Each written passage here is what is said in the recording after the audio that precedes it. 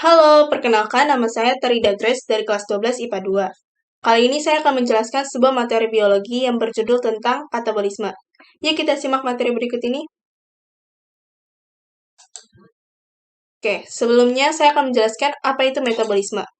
Jadi metabolisme itu adalah seluruh reaksi kimia yang terjadi dalam satu sel makhluk hidup. Dan apa sih hubungannya dengan katabolisme? Katabolisme itu adalah bagian dari metabolisme, atau lebih jelasnya, metabolisme ini terdiri dari dua proses, yaitu katabolisme dan anabolisme. Tapi kali ini saya hanya akan menjelaskan tentang katabolisme. Oke, kita akan masuk terlebih dahulu pengertian dari katabolisme itu sendiri. Jadi katabolisme itu adalah reaksi pemecahan dari senyawa kompleks menjadi senyawa yang lebih sederhana. Selain itu juga, katabolisme ini akan melepaskan energi yang terkandung dalam senyawa kompleks tersebut, dan itu disebut dengan reaksi eksergonik. Hasil dari katabolisme itu sendiri adalah, atau energi yang dihasilkan itu berupa ATP, atau adenosin trifosfat. ATP ini juga senyawa perantara yang berfungsi untuk menyimpan energi. Contoh dari katabolisme itu adalah respirasi sel, atau respirasi seluler. Dan ini dibagi menjadi dua berdasarkan kebutuhan oksigennya, yaitu respirasi aerob yang membutuhkan oksigen dan respirasi anaerob yang tidak membutuhkan oksigen. Kita bahas yang pertama yaitu respirasi aerob. Jadi respirasi aerob itu seperti yang tadi saya jelaskan, bahwa respirasi aerob itu adalah pembebasan energi yang membutuhkan oksigen. Kita bisa lihat dari reaksi kimianya, yaitu ada C6H12O6 ditambah 6O2, yang dimana C6H12O6 ini adalah glukosa, dan menghasilkan 6CO2 ditambah 6H2O ditambah ATP atau energi. Di sini kita bisa lihat bahwa bahan bakunya itu adalah C6H12O6 atau glukosa dan oksigen. Sementara produk utamanya adalah ATP.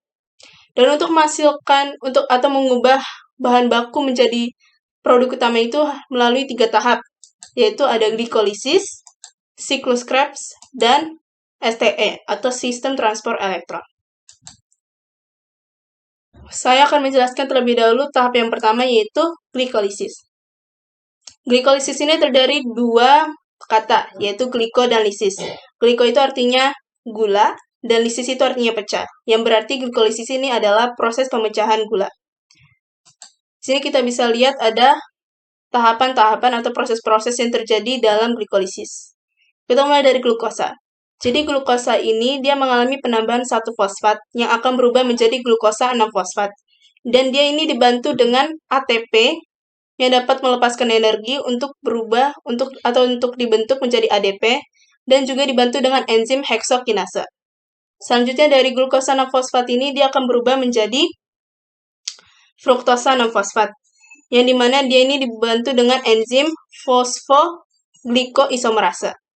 Dan dari situ fruktosa 6 fosfat ini dia akan berubah menjadi fruktosa 1,6 bifosfat. Dia di sini akan dibantu dengan enzim fosfofruktokinase. Selanjutnya fruktosa 1,6 bifosfat ini yang memiliki 6 atom karbon ini dia akan dipecah menjadi 2. Jadi ada fosfogliseraldehid dan dihidroksiasetan fosfat. Yang dimana masing-masing ini mempunyai 3 atom karbon. Pada proses pembongkaran ini dibantu dengan enzim aldolase. Ada satu molekul dihidroksiaseton fosfat ini dia akan diubah menjadi fosfogliseraldehid dengan bantuan enzim triosa fosfat isomerase. Nah, enzim ini bekerja secara bolak-balik. Maksudnya adalah dia dapat mengubah fosfogliseraldehid menjadi dihidroksiaseton fosfat. Setelah itu fosfogliseraldehid ini dia akan berubah menjadi bifosfoglycerat dengan bantuan enzim dehidrogenase.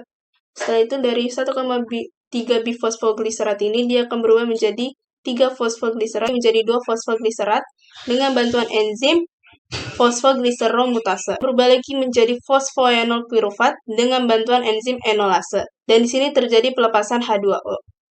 Dan dari fosfoenol pirufat dia akan mengalami perubahan terakhir menjadi asam pirufat dengan bantuan enzim pirufat kinase. Jadi dapat disimpulkan hasil dari glikolisis ini, yaitu 2 molekul asam pirufat, 2 molekul NADH, dan 2 molekul ATP. Sekarang kita lanjut ke tahap yang kedua yaitu siklus Krebs. Jadi hasil dari glikolisis tadi yaitu asam pirufat itu akan memasuki tahap dekarboksila oksidatif, ya di mana di tahap itu asam pirufat itu akan mengalami perubahan menjadi asetil KOA. Jadi asetil KOA itu merupakan bahan dari siklus Krebs. Setelah itu, dia akan memasuki siklus Krebs melalui asam sitrat. Kita bisa lihat bagian berikut ini. Jadi, dari asam sitrat ini dia akan dikonversi menjadi isomernya, yaitu isositrat. Dan isositrat ini dia mengalami oksidasi atau pelepasan elektron, yang dimana itu akan ditangkap oleh NAD+, dan diubah menjadi NADH. Dan asam sitrat ini juga mengalami kehilangan satu atom karbon. Dan asam sitrat ini juga mengalami pelepasan satu atom karbon yang berubah menjadi CO2. Setelah itu terbentuklah senyawa baru yang bernama alfa-ketoglutarat. Alfa-ketoglutarat ini juga mengalami oksidasi, yang dimana elektronnya itu ditangkap oleh NAD+ untuk membentuk NADH. Dan setelah itu dia juga melepaskan satu atom karbonnya dengan membentuk CO2. Setelah itu terbentuklah suksinil KOA, yang dimana suksinil KOA ini mengalami kehilangan KOA-nya. Dan di sini juga terbentuk atau mengalami peningkatan dari ADP menjadi ATP. Setelah itu terbentuklah asam suksinat. Asam suksinat ini juga mengalami oksidasi, yang dimana elektronnya itu ditangkap oleh FAD+ untuk membentuk FADH2, dan dia juga menerima atom H sebanyak 2. Setelah itu terbentuklah fumarat. Dari fumarat itu terbentuklah asam malat. Juga mengalami oksidasi, yaitu pelepasan elektron yang ditangkap oleh NAD+ dan membentuk NADH. Lalu asam malat ini juga diregenerasi menjadi oksaloasetat. Jadi dapat dilihat bahwa siklus Krebs ini berlangsung secara berulang-ulang. Dan hasil dari siklus Krebs sendiri adalah 4 CO2, 2 ATP, 6 NADH, dan 2 FADH2. Sekarang kita lanjut ke tahap yang terakhir, yaitu STE atau sistem transfer elektron. Nah, kita bisa lihat di tahap yang pertama. Di tahap yang pertama, elektron yang dibawa oleh NADH dan FADH2 itu yang dari glikolisis dan siklus Krebs itu akan ditelan oleh pembawa elektron dalam membran mitokondria yang memompa proton atau ion H+ untuk keluar dari membran sehingga membentuk gradien proton. Seluruh pembawa elektron terikat dan membebaskan elektron itu melalui reaksi redoks atau reduksi oksidasi. Dan step kedua, di step kedua ini, ion H+ yang keluar tadi itu, dia akan masuk lagi, dan ion H+ yang tadi itu akan masuk kembali ke dalam membran melalui ATP sintase. Dan saat masuknya ion H+ atau proton ke dalam ATP sintase ini akan mengakibatkan ATP sintase ini aktif dan membentuk ATP dari ADP. Dan step yang terakhir atau step ketiga ini, aliran elektron dari NADH dan Fa2 yang melalui sistem transfer elektron ini akan menuju ke oksigen yang merupakan penerima elektron terakhir. Setiap atom oksigen ini akan menerima 2 elektron dan mengikat proton atau ion H+ untuk membentuk H2O. Nah, berikutnya jumlah ATP yang terbentuk selama respirasi. Elektron pada hidrogen yang dipindahkan dari satu NADH ini akan menghasilkan 3 ATP. Sedangkan dari satu FADH2 ini akan menghasilkan 2 ATP. Jadi dapat disimpulkan total jumlah ATP yang dihasilkan dari seluruh NADH dan FADH2 yang melalui tahap glikolisis, dekarboksila oksidatif, dan siklus Krebs dan melalui sistem transport elektron ini berjumlah 34 ATP. Sedangkan yang secara langsung atau bisa dibilang tanpa melalui sistem transfer elektron ini menghasilkan 4 ATP. Jadi dapat disimpulkan dalam respirasi aerob, setiap penguraian satu molekul glukosa akan menghasilkan ATP sebanyak 38. Oke, kita lanjut ke respirasi anaerob. Kalau tadi respirasi aerob itu membutuhkan oksigen, nah di sini respirasi anaerob ini tidak membutuhkan oksigen. Jadi saat oksigen tidak tersedia, asam pirufat yang dihasilkan oleh glikolisis itu akan dialihkan fungsinya untuk melangsungkan proses respirasi anaerob. Dan asam pirufat itu akan diubah menjadi laktat dan juga etanol. Saya akan menjelaskan terlebih dahulu proses fermentasi alkohol. Ini dimulai dari glukosa. Glukosa ini akan mengalami glikolisis. Dan hasilnya ini adalah 2 ATP, 2 asam pirufat, dan 2 NADH. Dan 2 asam pirufat ini dia mengalami kehilangan satu atom karbonnya yang diubah menjadi CO2. Setelah asam pirufat ini kehilangan atom karbonnya, dia akan berubah menjadi asetaldehid. Dan asetaldehid ini dia akan direduksi oleh 2 NADH. Yang dimana NADH ini mengalami pelepasan elektron yang ditangkap oleh asetaldehid. Dan saat NADH mengalami kehilangan elektron, dia akan berubah menjadi NAD+. Dan NAD+ ini akan digunakan kembali dalam tahap glikolisis. Dan hasil dari reduksi tadi itu adalah 2 etanol.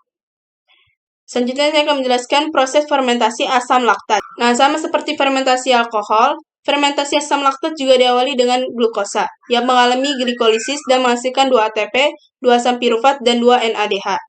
Dan di sini, 2 asam pirufat ini akan direduksi oleh 2 NADH. Dan hasil dari glikosisnya ini nantinya akan membentuk 2 asam laktat. Di sini tidak terjadi pelepasan atom karbon, karena baik asam pirufat maupun asam laktat sama-sama memiliki atom karbon sebanyak 3. Dan saat asam pirufat ini direduksi oleh NADH, NADH ini mengalami kehilangan elektron, yang dimana elektron itu ditangkap oleh asam pirufat untuk membentuk NADH+. Dan NAD+ ini akan digunakan kembali dalam tahap glikolisis. Berikut ini adalah perbedaan antara fermentasi alkohol dan fermentasi asam laktat. Sekarang saya akan menjelaskan hubungan katabolisme antara karbohidrat, lemak, dan protein. Seperti yang kita ketahui, karbohidrat dalam kehidupan sehari-hari itu berupa roti, nasi, dan lain-lain. Dan ini dia akan masuk ke dalam pencernaan, yang dimana di pencernaan ini dia akan dipecah menjadi gula. Dan dari gula ini, dia akan masuk ke glikosis berupa glukosa. Dan dari glukosa ini dia akan diubah menjadi PGAL. Yang dimana PGAL dalam tahap glikolisis ini akan menghasilkan asam pirufat. Dan asam pirufat ini akan masuk ke tahap dekarboksila oksidatif untuk mengubahnya menjadi asetil CoA. Setelah itu dia akan masuk ke siklus Krebs, dan yang terakhir dia akan memasuki tahap fosforilasi oksidatif atau yang kita kenal dengan sistem transport elektron. Selain karbohidrat, protein dan lemak juga bisa menghasilkan energi. Caranya bagaimana? Caranya dengan masuk ke dalam jalur katabolisme karbohidrat. Kita mulai dari lemak. Lemak itu dipecah menjadi 2, yaitu gliserol dan asam lemak. Nah, gliserol ini dia akan dikonversi menjadi PGAL.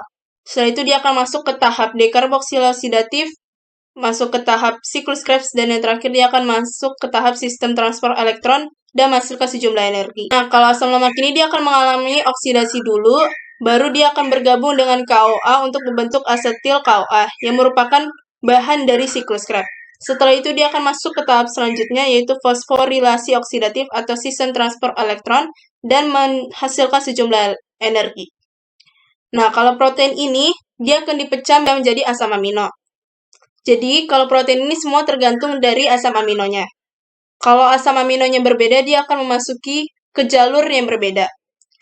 Misalnya adalah glutamat yang akan dikonversi menjadi alfa-ketoglutarat yang berada di dalam siklus Krebs. Setelah itu dia akan masuk ke tahap selanjutnya, yaitu sistem transport elektron dan menghasilkan sejumlah energi. Jadi ini adalah hubungan katabolisme antara karbohidrat, lemak, dan protein. Nah, kita bisa lihat di sini bahwa lemak menghasilkan energi yang lebih besar daripada protein dan karbohidrat. Kenapa? Karena lemak itu dia dipecah menjadi 2. Yang dimana masing-masingnya itu masuk ke dalam jalur katabolisme karbohidrat. Kenapa bukan protein? Kalau protein itu seperti yang sudah saya jelaskan di awal, protein itu semua tergantung dari asam aminonya. Dia sebenarnya bisa masuk kemana saja, tapi dia harus tergantung dari asam aminonya. Dan itulah kenapa lemak ini menghasilkan energi lebih banyak daripada karbohidrat dan protein. Sekian dari penjelasan saya mengenai katabolisme. Saya berharap kalian sudah mengerti tentang materi ini. Mohon maaf apabila ada kesalahan kata-kata. Terima kasih, sampai jumpa kembali.